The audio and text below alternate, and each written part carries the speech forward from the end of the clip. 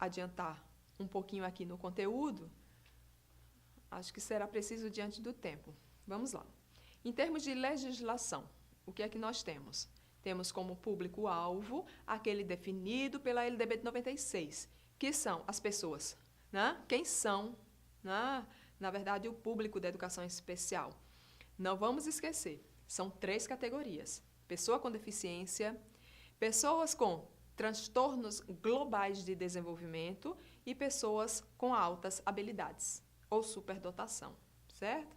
E aí vamos encontrar, após a LDB de 96, muitos encaminhamentos para o lidar com esse público-alvo em decorrência das alterações que a LDB passou. Se nós formos buscar a LDB hoje na internet, né, a LDB atualizada, vamos encontrar o documento todo colorido, lá, né, todo marcadinho. Por quê? Porque muitos dos seus artigos foram modificados, foram regulamentados, sofreram alterações, e isso até os dias atuais, certo? O que é importante considerarmos é que, antes da LDB de 96, o atendimento ao público da educação especial era feito na perspectiva da assistência. Pensando aí em crianças, né, tratava-se mais de cuidar da criança para que ela simplesmente não morresse. Então, elas eram muito mais cuidadas e eram muito mais tratadas por outros profissionais que não os professores. E quando hoje nós falamos em educação especial, regulamentada, em LDB de 96, né, as coisas, a partir de então, mudam. Né? A partir da LDB, ela passa a ser considerada, inclusive, como uma modalidade, que deve estar presente, por isso, em todos os níveis de ensino. Ensino básico e ensino superior. E a perspectiva é da flexibilidade e não da adaptação. Por quê? Porque a adaptação, ela diminui o sujeito. Seria como se, né, o sujeito fosse o sujeito do menos. Ele aprende menos, ele faz menos, então vamos adaptar o processo para ele. Não é para adaptar, é para flexibilizar. Flexibilidade no sentido de diversidade. Se eu digo que eu vou flexibilizar minhas práticas, isso significa dizer que eu vou diversificar as minhas práticas docentes. Ah, mas a adaptação não é uma forma de diversificação? Depende, né, do sentido que você está atribuindo a essa adaptação. Porque essa adaptação, ela não pode nivelar a prática docente proposta por baixo, porque aí você está diminuindo o sujeito, certo? Então, a flexibilidade no sentido de atender, né, às necessidades específicas do sujeito de forma ampla. Então, eu preciso flexibilizar, né, nesse sentido, né, o currículo. Diversificação curricular. Isso é preciso ser trabalhado de acordo com a perspectiva, né, da educação especial, como nós vamos ver aqui em termos de legislação, certo? Em termos de legislação, falamos da LDB, mas, na verdade, ela começa, né, um pouco antes, começa com a Constituição de 88. A educação, ela é considerada lá na Constituição de forma ampla, não se limitando, portanto, ao processo de escolarização. A Constituição de 88, em seu artigo 205, né, que determina que a educação é um direito de todos e dever do Estado e da família, e será promovida, né, com a colaboração da sociedade, visando ao pleno desenvolvimento da pessoa, seu preparo para o exercício da cidadania e sua qualificação para o trabalho. Portanto, educação de forma ampla, certo? E não limitada ao processo de escolarização. Continuando, a gente tem aí ainda em termos de dever do Estado, nós temos a educação obrigatória gratuita, né, atribuída àqueles de 7 aos 14 anos, né, gratuita para todos, inclusive para aqueles que a ela não tiveram acesso na idade certa. Né, e define-se também a progressiva, né, a obrigatoriedade e gratuidade do ensino médio, né, e temos aí a determinação também, né, que a garantia do direito à educação via Estado deve garantir atendimento, né, educacional especializado àqueles que têm deficiência, né, aos portadores de deficiência na rede regular de ensino. Veja, não é na escola de educação especial, é na rede regular de ensino. Educação escolar é dever do Estado. Então, ela deve ser para todos, inclusive para aqueles que têm deficiência. Claro que não é para o portador de deficiência, como está na Constituição. Porque a Constituição é de 88, né? E a revisão dessa nomenclatura, ela ocorreu posteriormente. Por isso que hoje nós não falamos mais que fulano é portador de uma deficiência, certo? Porque se ele tem deficiência, ele não porta nada. Porque quem porta alguma coisa, em algum momento pode deixar de portar, né? Então, eu porto a minha carteira, está aqui comigo. Então, eu tiro a carteira, ponho em cima da mesa, então eu deixei de portar a minha carteira, né? Então, eu porto os meus óculos, né? Tiro, deixei de portar. E a pessoa que tem deficiência, ela não deixa de portar, né? Eu vou deixar aqui minha deficiência e vou lá para o meio da rua, né? Não, a pessoa não dorme cega e acorda vidente. Não, ela tem a deficiência, né? Então, é a pessoa com deficiência, certo? Lei de Diretrizes e Bases da Educação. O que nos diz a LDB, né, em seu artigo 58, né, em relação à educação especial? Entende-se por educação especial, para efeitos dessa lei, a modalidade de educação escolar oferecida preferencialmente na rede regular de ensino para educandos com deficiência, transtornos globais de desenvolvimento e altas habilidades, superdotação, certo? Então, é uma modalidade, requer um atendimento específico para determinado grupo, e esse grupo é esse aí definido, né? Nessas 3 categorias. Então, temos mais algumas definições, aí com base na lei, né, que diz, por exemplo, que haverá, né, quando necessário, serviços de apoio especializado na escola regular para atender às peculiaridades da clientela da educação escolar. E aí um exemplo disso é a sala multifuncional, que é um serviço de apoio especializado. Segundo, o atendimento educacional será feito em classes escolares com serviços especializados, sempre que, em função das suas condições específicas, não for possível a sua integração nas classes comuns, né, de ensino regular. Terceiro, a oferta de educação especial, dever constitucional do Estado, tem início na faixa etária de 0 a 6 anos, né, durante aí a educação infantil. Portanto, educação especial é direito das crianças desde os primeiros meses de vida. Isso representa, de fato, um avanço no que diz respeito à legislação sobre a educação especial. A LDB ainda nos diz, em seu artigo 59, que, e retomando aí, não vamos esquecer, as 3 categorias que são atendidas pela educação especial, certo? Então, artigo 59. Os sistemas de ensino assegurarão aos educandos com deficiência, transtornos globais de desenvolvimento e altas habilidades ou superdotação, alguns aspectos, alguns requisitos, entre eles, currículo, né, métodos, técnicas, recursos educativos e organização específicos para atender às suas necessidades. Portanto, a escola tem que cuidar e organizar o seu currículo e seus recursos para atender esses estudantes. 2. Terminalidade específica para aqueles que não puderem atingir o nível adequado para a conclusão, né, do segmento, em virtude das suas deficiências, né, e é preciso garantir a terminalidade e a aceleração para concluir em menor tempo o programa escolar para os superdotados, né? E nós temos crianças de 10 anos de idade que já têm condições de ter ali, né, dado por finalizado o ensino médio, em decorrência da sua superdotação. O Estado tem que garantir isso. 3, né, foco no trabalho de professores com especialização adequada, tá?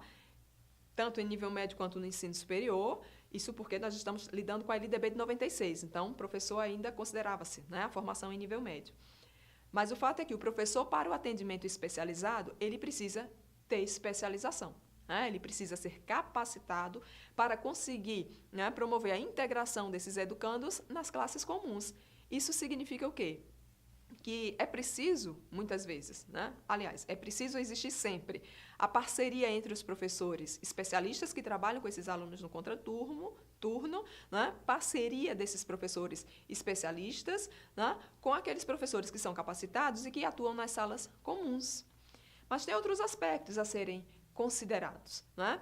Vamos ao inciso 4. Né? Diz, por exemplo, que a educação especial para o trabalho, visando a sua efetiva integração à sociedade, né, em sociedade, inclusive aí garantindo, né, funções adequadas para aqueles que não revelarem condição adequada para a integração com o mercado de trabalho, e aí mediante os órgãos oficiais adequados, e bem como aqueles que apresentam, né, habilidades superiores nas áreas artísticas, intelectuais, psicomotoras. Então, busca permitir, na verdade, condições de trabalho. Temos exemplos, né, alguns exemplos muito específicos, e agora só me ocorre aqui o exemplo das oficinas da APAE. Né? Não sei se vocês conhecem. Lá nós temos jovens, né, que alguns trabalham com oficinas muito específicas, né, atendendo à demanda de algumas empresas. Então, você encontra lá jovens, por exemplo, trabalhando na confecção de embalagens, né, de alguns produtos. Por exemplo, a Natura, né, as embalagens são produzidas, né, pelos que estão integrados à APAE.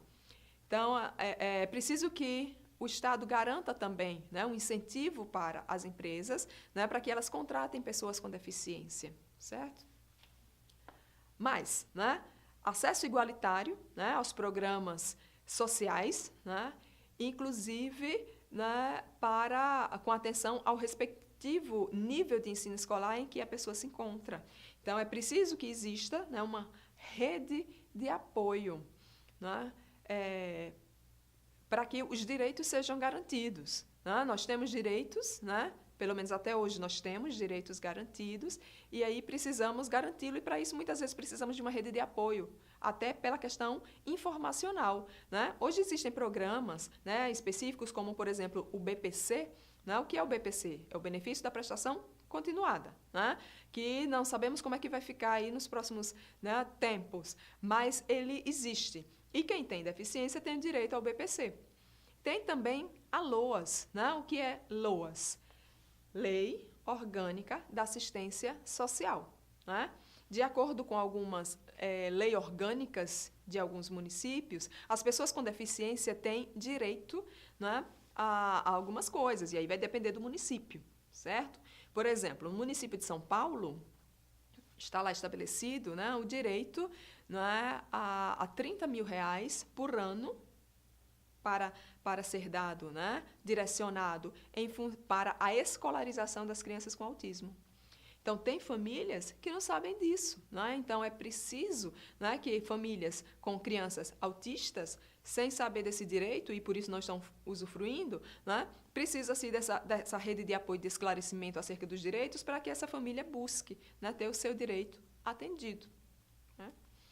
Mas vamos adiante. E em que momento, né, nós estamos aí da nossa sessão? Estamos tratando aí do segundo bloco, né, de conteúdos, já passamos por educação especial e educação inclusiva, estamos agora tratando de educação especial na perspectiva da educação inclusiva, né, e do atendimento educacional especializado.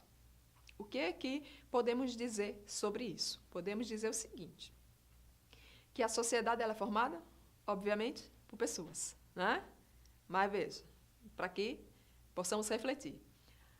A sociedade é formada por pessoas. Mas se elas não são inclusivas, a sociedade nunca será. Então, nós vivemos um movimento mundial pela inclusão, né, que é uma ação política, cultural e pedagógica. E vem desencadeada, né, em defesa do direito de todos os alunos de estarem juntos e aprendendo e participando sem nenhum tipo, colegas, de discriminação. E isso é importante frisarmos aqui. Para quê? Para que possamos refletir. Porque há pessoas que se consideram normais, né? Põe aspas aí, tá? Bem grande, normais. Então, há pessoas que se consideram normais. E esses normais não é com um status mediano. Não, é como se tivesse um status superior. Então, eu sou normal, eu sou superior a quem tem deficiência. Tá? Tem pessoas assim, que não pensam, por exemplo, que a condição de normal, e como eu disse, entre aspas, tá? Aspas bem grandes. Então, que essa condição de normal, ela é apenas uma condição. E uma condição muito efêmera, muito frágil, porque basta, por exemplo, ter diabetes para poder ficar cego. Ou não é? Basta a idade avançar para que a pessoa, né, comece a perder a visão, ou a audição, ou ficar surda, ou ter perda de memória, né, porque a idade avança. Basta um pouco também de quê? De álcool, né, e direção no trânsito para acontecer o pior, e o sujeito dito normal perdeu o movimento das pernas e às vezes dos braços também. Basta ter um traumatismo craniano, né, e bater a região errada, que não deveria ter batido, e adquirir uma dislexia. Ah, mas dislexia ela é eminentemente genética. Sim, né? Cerca de 90% da dislexia é de origem genética. Mas há também a dislexia adquirida, que vem em função desses acidentes traumáticos. Então, a condição, né, de normal, atrelada a um qualificativo superior por parte de algumas pessoas, é algo muito rasteiro, não é? E é uma pena que as pessoas não percebam, né, como é efêmera essa suposta condição, certo? Eu queria fazer essa observação antes de adentrarmos de forma mais detida na Política Nacional de Educação Especial, na perspectiva inclusiva, certo? Que nós vamos entrar a partir de agora. Essa educação inclusiva, como eu já disse, né, constitui-se em um paradigma educacional fundamentado na concepção de direitos humanos, que conjuga a igualdade e diferença como valores indissociáveis e que avança em relação à ideia de equidade formal, né, ao contextualizar as circunstâncias históricas da produção da exclusão dentro e fora da escola. Então, essa política nacional de educação especial na perspectiva da educação inclusiva, ela tem como objetivo, né, o acesso, a participação e a aprendizagem dos alunos lembrem lá das 3 categorias, alunos com deficiência, com transtornos globais de desenvolvimento e altas habilidades ou superdotação. Isso orientando os sistemas de ensino para promover respostas às necessidades educacionais especiais, garantindo, né, alguns requisitos. Vamos a alguns deles. Transversalidade da educação especial, né, isso desde a educação infantil até a educação superior. Atendimento educacional especializado, continuidade da escolarização, né, nos níveis mais elevados de ensino, formação, né, de professores para o atendimento educacional especializado e demais profissionais da educação para a inclusão. Participação da família e da comunidade, articulação intersetorial na implementação das políticas públicas e garantir, né, a acessibilidade urbanística, arquitetônica, né, nos mobiliários e equipamentos, nos transportes, na comunicação e informação. Certo? Tudo bem até aí? Então, tudo isso, todos esses aspectos, eles não vêm de hoje. Tá? Esses aspectos, na verdade, eles vêm se constituindo ao longo do tempo. Nós vimos aqui o histórico, né? Vimos que tudo isso começa de forma mais sistemática no Brasil a partir da Constituição de 88. Né? Começa a ser sistematizado mais com a LDB de 96, depois vem a Política Nacional de Educação, né, Especial de 2008, passando, né, alguns anos depois pela Lei da Inclusão da Pessoa com Deficiência, certo? E, em decorrência dessa última lei, que é de 2015, é importante que se tenha diagnóstico diante daquilo que se supõe, né, ser público de educação especial. E aí, na perspectiva desse tipo de trabalho, nós temos o atendimento educacional especializado, que foi algo definido na Resolução número 2 de 2001 do Conselho Nacional de Educação, que trata das diretrizes nacionais para educação especial na educação básica, certo? E lá no seu artigo 1º, define que a presente resolução institui as diretrizes nacionais para a educação de alunos que apresentem, né, necessidades educacionais especiais na educação básica e em todas as suas etapas. E esse atendimento aos alunos, ele deve ocorrer desde a educação infantil até os segmentos mais elevados de ensino. E esse público é definido mediante avaliação. A avaliação adequada, para ser verificada, né, a necessidade, verificada a necessidade realmente desse atendimento especializado. E em termos de diretrizes nacionais para a educação especial, na educação básica, o que é que nós temos? Nós temos aí no artigo 3º a orientação de que, por educação especial, modalidade educação escolar, entende-se que o processo educacional, né, é definido por uma proposta pedagógica que assegure recursos e serviços educacionais especiais, organizados institucionalmente para apoiar, complementar, suplementar e, em alguns casos, substituir os serviços educacionais comuns, de modo a garantir a educação escolar e promover o desenvolvimento das potencialidades dos educandos que apresentam necessidades educacionais especiais em todas as etapas e modalidades de educação.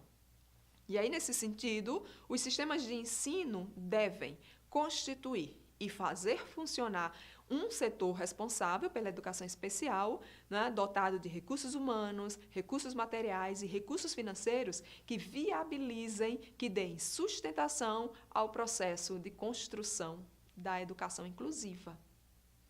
Então, muitos municípios, né, têm, por exemplo, uma secretaria, ou uma sala, ou um departamento para atender a essas necessidades. Agora, é preciso que tenhamos clareza. Esse atendimento educacional especializado, ele não é a sala de recursos multifuncionais. A sala de recursos, né, multifuncionais, ela é somente um lugar prioritário para esse atendimento, mas ela não se resume, né, ao atendimento educacional especializado. Então, atenção aí ao que dizem as diretrizes. E um outro aspecto é que a sala, ela deve ser, sim, na sua existência, multifuncional, mas o profissional que nela atua não pode ser multifuncional. Mas como assim? Ele não pode ser multifunções, não pode ser multitarefas? Não. Porque se ele vai trabalhar com um tipo de público específico, ele tem que ser especialista. Então, a sala ela é multifuncional, mas o professor é especialista. Então, ele tem que ser especialista para atuar de forma efetiva. E, atenção, não pode ser qualquer especialização. Essa especialização, ela tem que ser específica para esse público, porque o profissional não tem como atuar, inclusive, nas 3 categorias específicas, né, da educação especial de forma equitativa, a não ser que ele tenha 3 especializações. Né? Lembrem lá das 3 categorias: alunos com deficiência, alunos com transtornos globais de desenvolvimento, né? E alunos com altas habilidades ou superdotação. Tem que ser especialista em alguma dessas categorias para trabalhar nesses ambientes, certo? Então, o aluno ele tem que ser matriculado, né, no ensino regular e no chamado AEE, né, atendimento educacional especializado. E esse atendimento, ele não pode substituir a sala de aula comum, mesmo se o aluno tiver uma grande necessidade. E esse atendimento deve ser feito, por conta disso, no contraturno. Então, avançando, vamos lá. O que é que as diretrizes nos dizem, né, a respeito desse assunto? Que precisa ser feito, né? A formação do aluno precisa ser feita nas classes comuns e no ensino especializado, e que as escolas da rede regular, elas precisam prover as aulas comuns de serviços de apoio, né, especializado e recursos. E esse apoio é para, lembre-se, para complementação ou para suplementação. Complementar o apoio àquelas crianças que têm um ritmo mais lento e um suplementar para aquela que tem um ritmo mais avançado, né, que tem altas habilidades. Tudo bem até aí? Né? Então, atendimento, né, esse atendimento especializado, ele é ou complementar, né, ou ele é suplementar. Vai depender dos alunos, certo? Deficiências e transtornos, vai ter o atendimento complementar, né? Eu falei em ritmo mais lento, não, vamos usar a categoria correta, certo? Então, alunos com deficiência ou com transtorno de desenvolvimento, certo?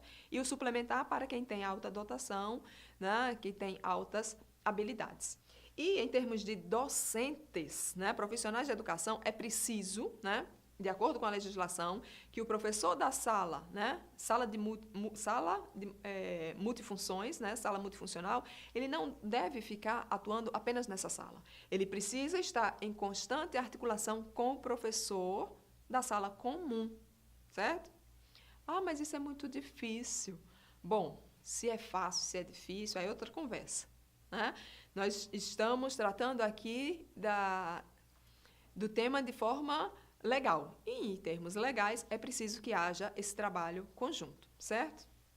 Isso desde a educação infantil, né? Lembre-se, essa educação especial, ela começa desde a educação infantil, e deve ser, né? Porque é no momento da educação infantil que se desenvolvem as bases para o desenvolvimento global do sujeito, né? A criança, ela precisa, né, se desenvolver cognitiva e afetivamente.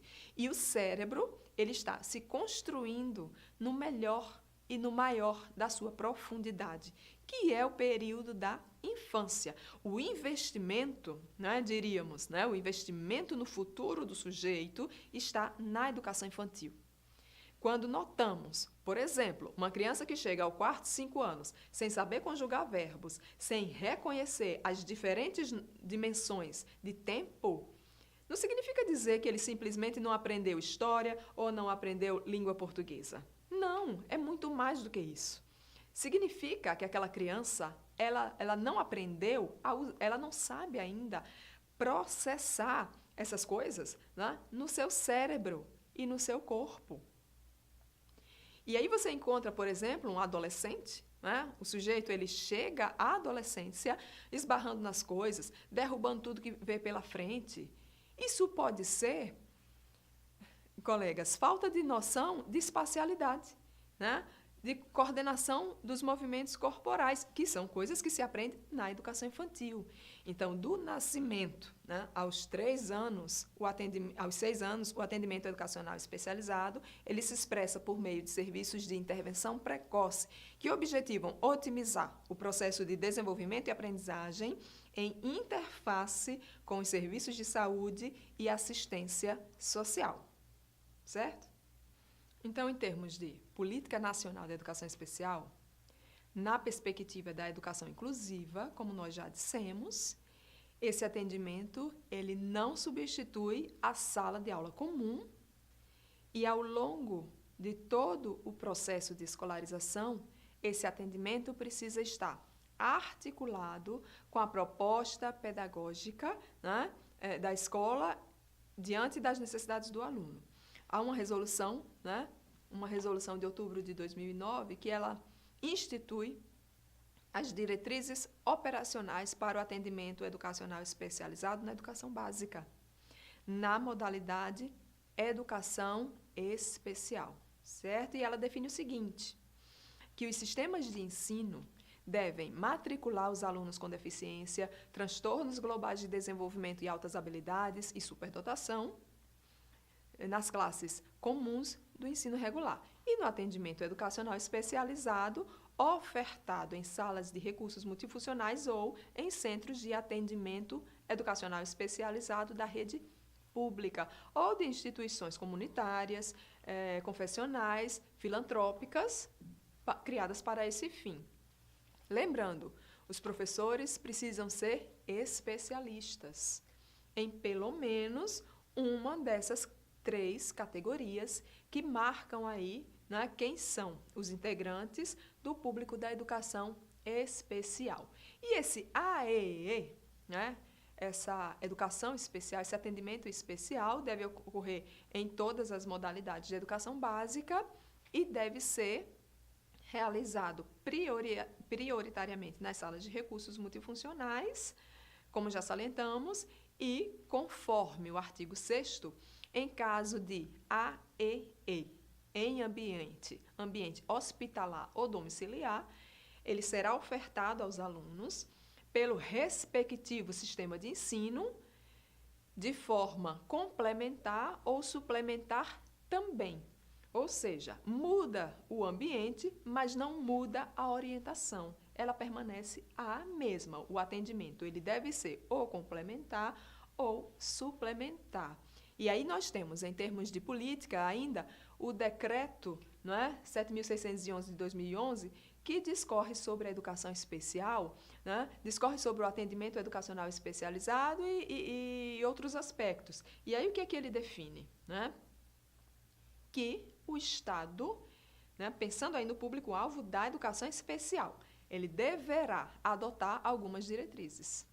A garantia de um sistema educacional inclusivo em todos os níveis, aprendizado ao longo da vida, não exclusão do sistema educacional geral sob a alegação de deficiência e garantia de ensino fundamental gratuito e compulsório, né, asseguradas adaptações razoáveis de acordo com as necessidades individuais do sujeito. Né?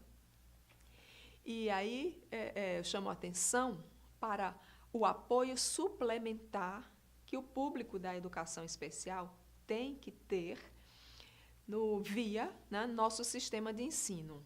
Eu faço uma observação que é fruto, na verdade, de uma preocupação com esse atendimento suplementar em relação aos estudantes com altas habilidades. Porque o que é que ocorre? Né? Altas habilidades ou superdotação, assim como o transtorno de déficit de atenção e hiperatividade no Brasil, é mal diagnosticado. Às vezes, né, são diagnosticados como autismo. Segundo a Organização Mundial da Saúde, de 3,5% a 5% da população mundial tem autismo. Mas no Brasil, isso não consegue nem ser calculado devido aos problemas de diagnóstico. Então, muito cuidado. Muito cuidado, diagnóstico de transtorno de desenvolvimento, né, ou de aprendizagem não são coisas simples. Não podemos, por conta disso, né, brincar com a vida das crianças, porque são as crianças que são alvo desses diagnósticos, em algumas situações, apressados e, por isso, equivocados. Então, precisamos ter muito cuidado com esses diagnósticos frágeis. Né? Vamos adiante. E aí, segundo o decreto, o Estado deve garantir oferta de apoio necessário para que ocorra a efetivação dessa educação. É preciso que adote medidas de apoio individualizadas e efetivas, com atenção aos ambientes, que precisam aí maximizar, né, o desenvolvimento acadêmico e social dos sujeitos. É preciso que se garanta oferta de educação especial permanente na rede regular de ensino e que se garanta apoio técnico e financeiro pelo poder público às instituições privadas sem fins lucrativos, especializadas e com a atuação definida em educação especial. Podemos seguir? Né? Vamos adiante. Então, temos aí, não é? Adiante, a lei da inclusão da pessoa com deficiência, que é uma lei de 2015. Vejam bem, não se trata aí da lei da inclusão. Porque às vezes as pessoas confundem e aí diz, não, isso aí está na lei da inclusão. Não, não é lei da inclusão. É lei da inclusão de um público específico, né? Pessoa com deficiência. Porque se fosse, né, uma lei geral da inclusão, teria que abarcar outras questões, como questões financeiras, raciais, religiosas. E não é isso que essa lei trata. É da inclusão da pessoa com deficiência. Não vamos confundir. Certo? Então, é uma lei de 2015 e que é uma vez, né, resultado do Estatuto da Pessoa com Deficiência da Unesco, de 2009. Aí, o que foi que o Brasil fez, né? O Brasil simplesmente adotou todo o estatuto, né? Então, o Estatuto da Pessoa com Deficiência da Unesco, de 2009, ele foi adotado no Brasil, ele foi transformado em lei, né? E essa lei de 2015 aí, a Lei da Inclusão da Pessoa com Deficiência. E é instituída, então, né, uma lei específica destinada a assegurar e a promover condições de igualdade, né, dos direitos, né, o exercício, né, da liberdade da pessoa com deficiência, visando a sua inclusão social e a sua cidadania. No seu artigo 2º, considera-se aí pessoa com deficiência aquela que tem um impedimento de longo prazo, seja de natureza física, mental, intelectual ou sensorial, o qual, em interação, né, com uma ou mais barreiras, veja aí, barreiras, pode ter a sua participação plena obstruída, né, na sociedade, e aí prejudicando as relações de igualdade de condições, né, em relação às demais pessoas. Né? Então, deficiência, né, vejam só, né? Daí vocês podem dizer, Crislane, mas você falou aí em algum momento que não existe deficiência mental, né? Que se é mental é doença, e por que está aparecendo deficiência mental aí, né, no artigo 2º? Porque, né, para tudo tem um porquê. Porque pode haver algum distúrbio mental que atrapalhe o desenvolvimento cognitivo. E aí, como medida de proteção a esses sujeitos, o Estatuto, né, a lei da inclusão, na verdade, a lei da inclusão da pessoa com deficiência, considerou aí o mental. É mais ou menos, né, o que nós entendemos em termos de Brasil sobre o autismo, que eu vou falar mais lá na frente, né? Então, isso daqui não é um tratado médico, é uma lei, né, uma política pública para garantir direitos. Então, em termos de proteção, considerou-se aí o mental, certo? Mas fica aí para vocês, né? A deficiência, ela existe, né, de acordo com a lei, em função de uma barreira. Então, torna-se uma deficiência determinada situação quando você encontra uma barreira. Se você não tem barreira, você não tem impedimento. Né? Então, será que realmente o sujeito ele tem, né, a sua existência limitada? Se não existem barreiras, ele não teria impedimento. Né? Vamos a um exemplo. Certo? Vamos dar um exemplo de algumas obras que são boas porque nos levam a refletir, né, sobre esse tipo de situação. Vocês conhecem, por exemplo, a obra Ensaio sobre a Cegueira? Já assistiram a esse filme? Né? O que é que tem na obra? Né? É uma sociedade, né, de cegos e que naquele espaço só tem uma pessoa, uma mulher que enxerga, que é vidente.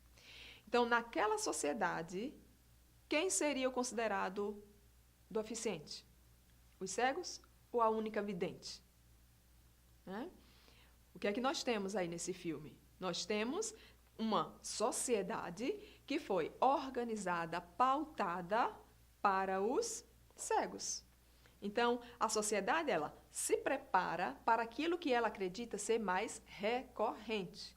Então, naquela situação, naquela sociedade, quem teria o impedimento, né, vidente, né? E não a quase totalidade de cegos.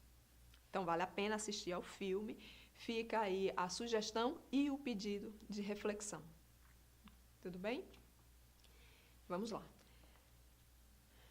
Seguindo, nós temos, né, sobre a avaliação da deficiência. Acho que até, né, a gente pode complementar a resposta, né, a uma das perguntas que os colegas fizeram. A avaliação da deficiência, quando necessária, ela deverá ser biopsicossocial e realizada por uma equipe multiprofissional e interdisciplinar. E deverá considerar 4 aspectos. Quais são esses 4 aspectos? Os impedimentos nas funções, né, na estrutura do corpo, os fatores socioambientais, psicológicos e pessoais, a alimentação, né, no desempenho das atividades, né, a limitação, tá? E a restrição de participação do sujeito. E define-se aí no parágrafo 2º que o Poder Executivo criará instrumentos para avaliação da deficiência, né? E aí, considerando a criação desses instrumentos, né, consideramos que o mais adequado seria mesmo que as escolas produzissem esses instrumentos de avaliação, porque nós da escola que estamos mais, né, diretamente ligados ao público. Mas, enfim, vamos seguir, né? Temos aí como público-alvo, portanto, da educação especial, de acordo com a LDB, com a Política Nacional de Educação Especial, as 3 categorias, como eu já tinha colocado para vocês. Tá?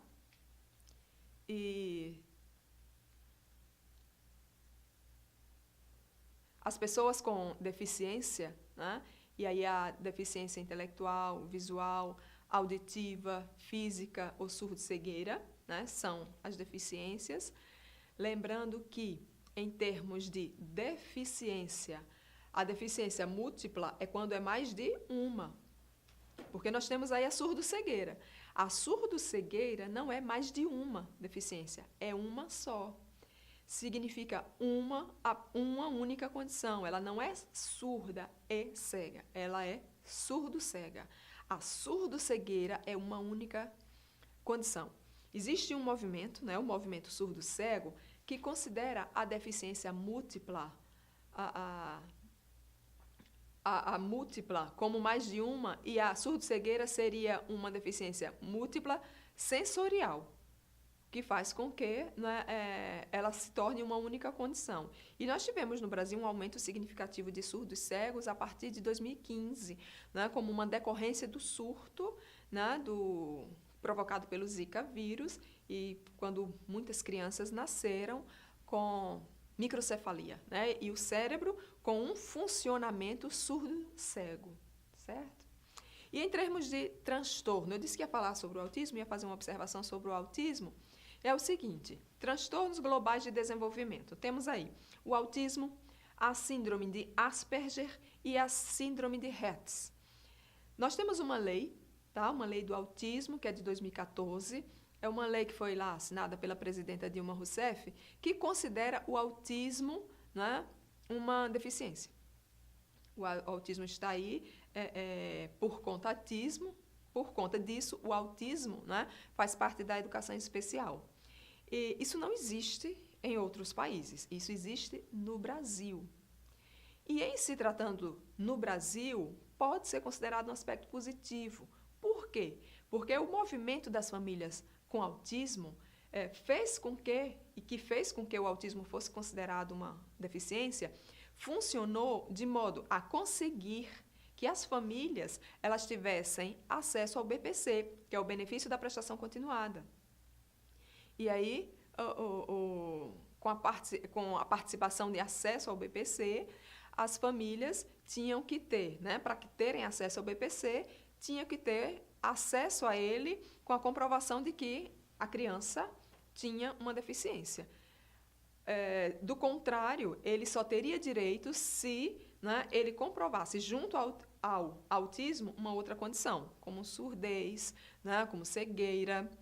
E aí, com essa lei do autismo, né, de 2014, amplia-se aí o direito para todos os autistas, independente de uma segunda condição. E aí vocês poderiam perguntar, né? Mas daí o autismo não deveria estar nos transtornos de desenvolvimento, ele deveria ter subido, né, para a deficiência. Não, ele é um transtorno de desenvolvimento, então ele continua sendo considerado um transtorno de desenvolvimento. Mas para efeitos legais e de política de direitos sociais, aí é que consideramos como deficiência, ok? Então, o direito está sedimentado, né, sobretudo para os autistas clássicos. Né? E nesse sentido, o autista, né, aí sim, né, o que eu queria comentar, quem tem autismo tem direitos, no autismo clássico, tem direito ao acompanhante pedagógico, certo? Acompanhante pedagógico para autistas. Autistas que têm o autismo clássico, porque o espectro é muito grande, né? Vai desde o autismo, né, de altas funcionalidades, quando o sujeito tem uma boa capacidade de comunicação, quando ele tem interação social, até o autismo clássico, que é aquele em que o autismo não tem mesmo, né, meios de comunicação, de interação social, né, ele não fala. E aí nós temos também a síndrome de Rett, né, que acomete mais as meninas. É diferente lá da síndrome de Asperger, que atinge mais os meninos. A síndrome de Rett atinge mais as meninas. O que é que ocorre? Até mais ou menos 1 ano e meio, né, aí por volta dos 18 meses, as meninas elas andam, elas falam, né, ou estão começando, né, a andar, a falar. Elas já comem sozinhas, elas já começam a sair da fralda. De modo geral, as meninas começam a fazer isso por volta de 1 ano e meio, entre 1 ano e meio, né, e 2 anos. Mas o que é que ocorre nesse período aí de 1 ano e meio? O que é que ocorre? Ocorre um retrocesso. Há um processo degenerativo nessas meninas. Elas param de andar, elas param de falar. E aí essa síndrome, né, é considerada um transtorno global de desenvolvimento. E as altas habilidades, superdotação, né, nós, em termos de Brasil, não sabemos lidar ainda adequadamente com isso. Por isso que eu falei, né, do alto índice de diagnóstico equivocado, porque muitas vezes o superdotado ele é diagnosticado como autista, autista de alta funcionalidade. Né? Ele tem altas habilidades para determinada linguagem e aí ele é diagnosticado como autista, né, de alta funcionalidade. Então, é preciso cuidado, né, na identificação de quem tem superdotação. Mas no Brasil nós temos uma limitação, né, nessa identificação. Precisamos cuidar. Né? E nós temos aí, em termos de síntese, né, como são muitas informações, é importante fazermos sínteses. Nós já vimos, né, que educação especial não é sinônimo de educação inclusiva. Educação inclusiva é uma proposta para a educação de um país. Educação inclusiva diz respeito a toda e qualquer diferença entre os sujeitos. Educação especial tem um público-alvo específico. Educação especial tem uma política nacional específica, né, própria. Atendimento educacional especializado e a proposta da educação especial, né, não são sinônimos. E a perspectiva da educação inclusiva é a chance, né, que o sistema educativo tem de efetivamente, né, mudar, transformar, né, a vida dos sujeitos em formação. E aí, para que vocês pensem um pouco, reflitam um pouco, né, e mais, né, que esse exercício reflexivo nos guie, né, até o final dessa nossa sessão formativa, vamos a mais uma enquete, tá? Eu vou pedir aqui que seja colocada a enquete e voltamos, tá? Em 1 minuto. Vamos refletir por 1 minuto.